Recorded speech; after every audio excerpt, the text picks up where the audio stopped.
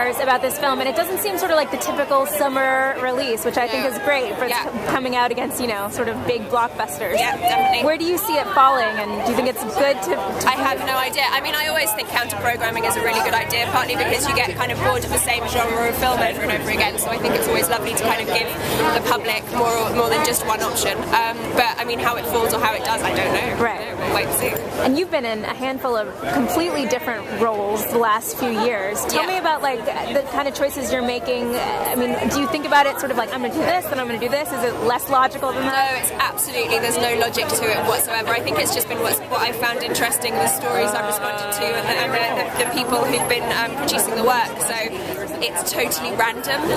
Obviously, it's my taste, so there's, you know, that running through it. But apart from that, there's no logic to it whatsoever. Right. Do you see a parallel in someone like, you know, your character in Dangerous Method versus here? No, I don't think so. Right. Well, when you say your taste, like what are you typically drawn to?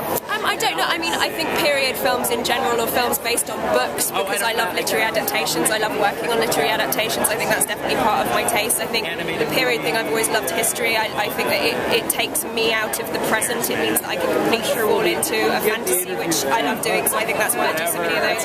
With something like this, it's kind of like, I just found it totally fascinating and unique and funny, and, you know, I mean, I don't know, I think I've got quite Catholic taste. It kind of goes across quite a lot of genres, but... And you just wrapped another literary adaptation, Anna Karenina, right? Yes. How was that? Different period. Different period, big book.